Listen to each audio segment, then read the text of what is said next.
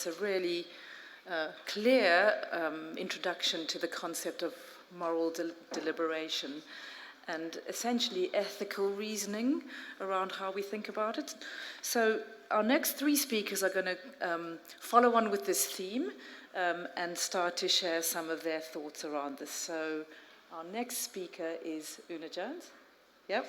And so Una is Associate Professor at the School of Healthcare Sciences in Cardiff University, where she teaches undergraduate and postgraduate students and carries out research related to physical activity and Huntington's disease.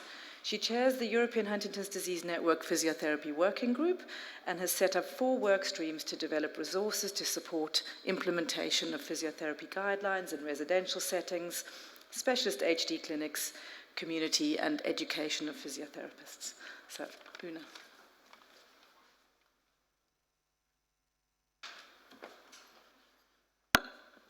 Thank you, Monica, and welcome everybody this afternoon. What I'm going to talk about is moving against resistance and implications for physiotherapy and physical activity. So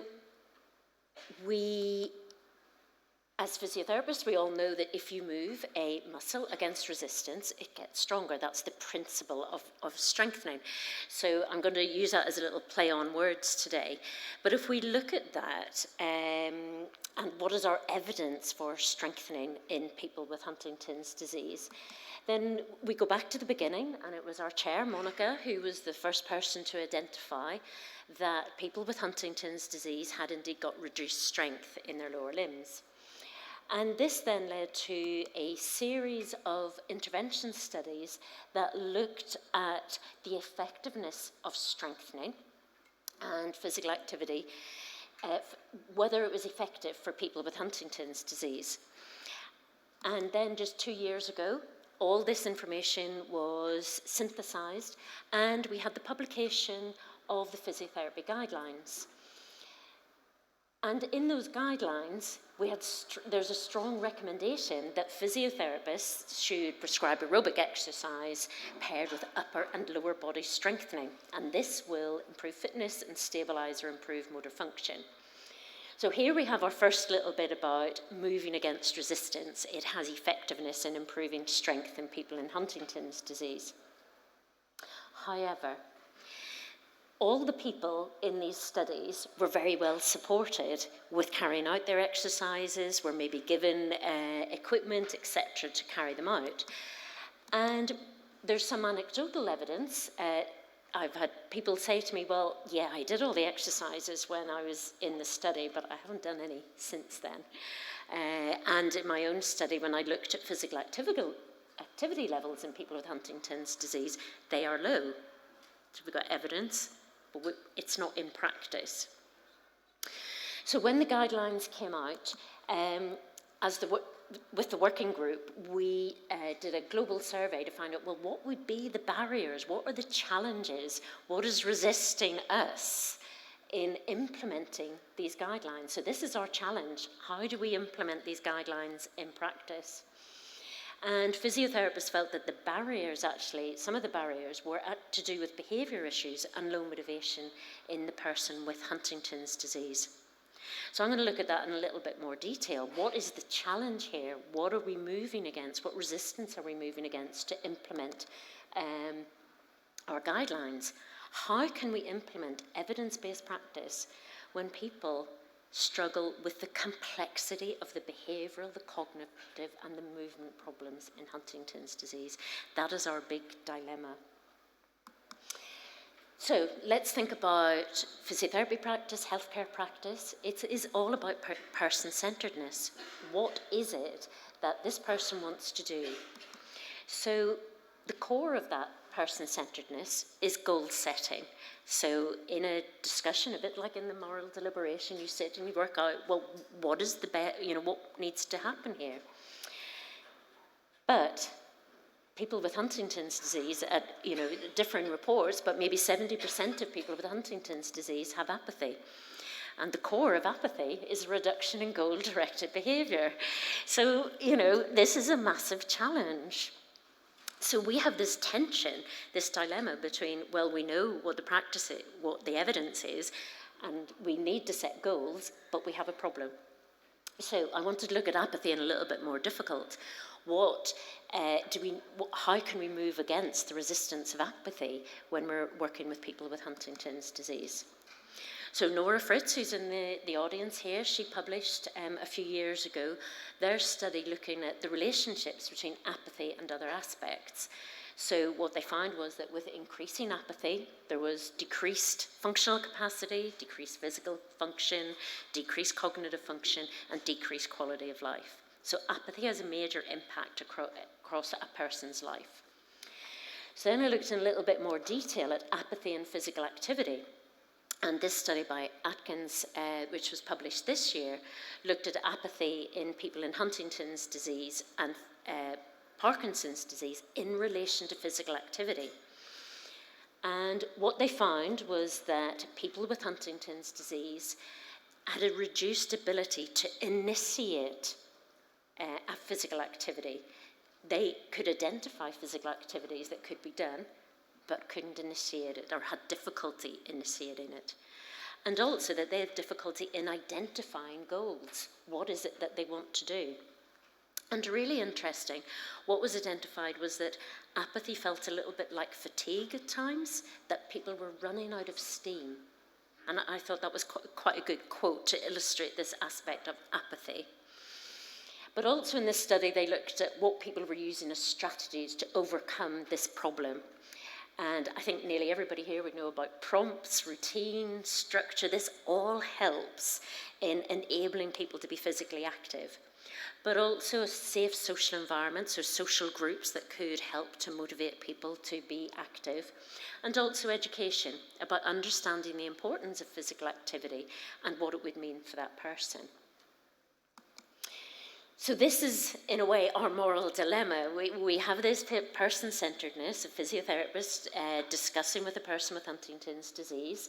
The physiotherapist knows what the evidence-based practice is. The person with Huntington's disease may not be able to identify any goals. What do we do? What tension is there? And Noit Inbar, who's here in the audience, I think anyway, has done some work on this moral dilemma in physiotherapy. And it's a tension between what the physiotherapist knows and what they can actually do in this context. So also within our survey that we published this year, looking at the facilitators and barriers to implementing guidelines. So how do we actually implement these guidelines in practice when we have these barriers? What are the facilitators?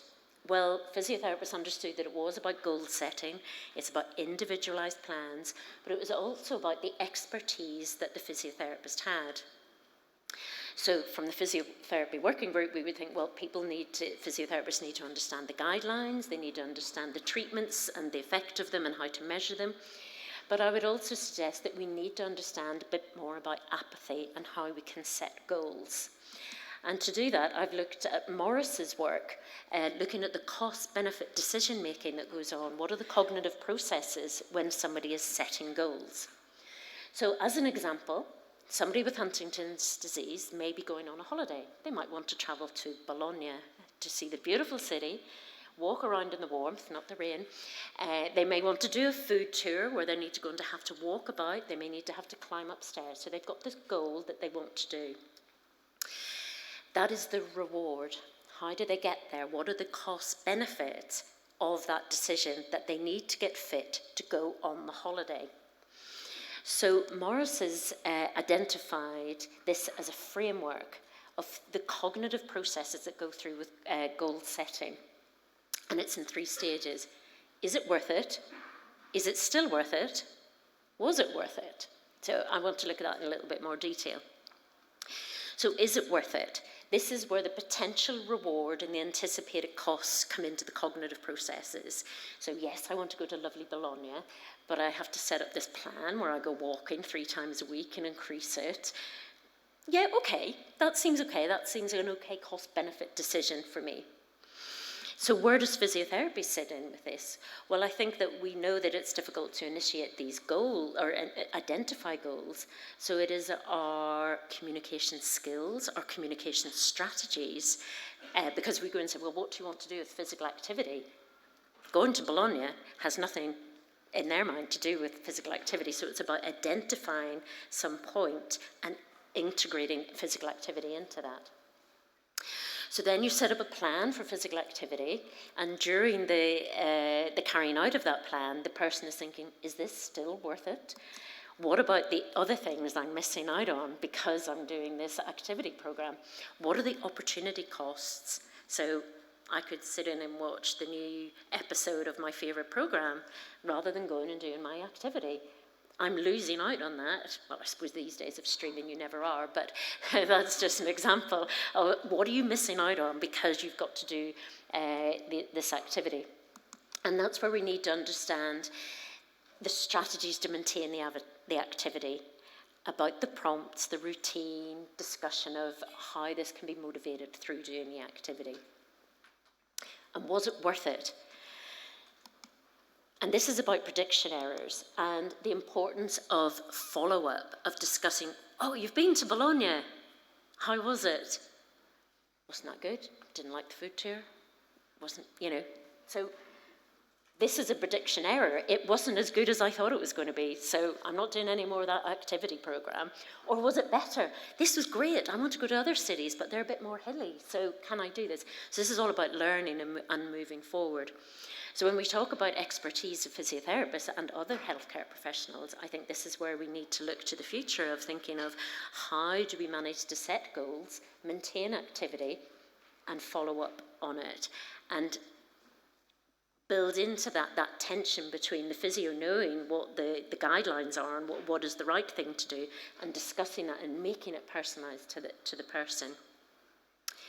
And moving forward, what next? Well, I just want to bring in Katie Amana's work here. In Katie's study, she looked at physical activity through the lifespan of Huntington's disease and identified that at the beginning, in the early stages, the person was able to self-regulate. So maybe they were okay to set goals and monitor and make that plan. And as the disease progressed, is a collaborative regulation with their caregiver. The next challenge is when people are moving toward care provision. What do we do then? What is our challenge? What is our moral dilemma then when we know the benefits of physical activity? We know the benefits of implementing the guidelines, but is the person able to do it? Can they make those cognitive choices? And I think that's going to lead on to Manon's work on what happens next. So some references there.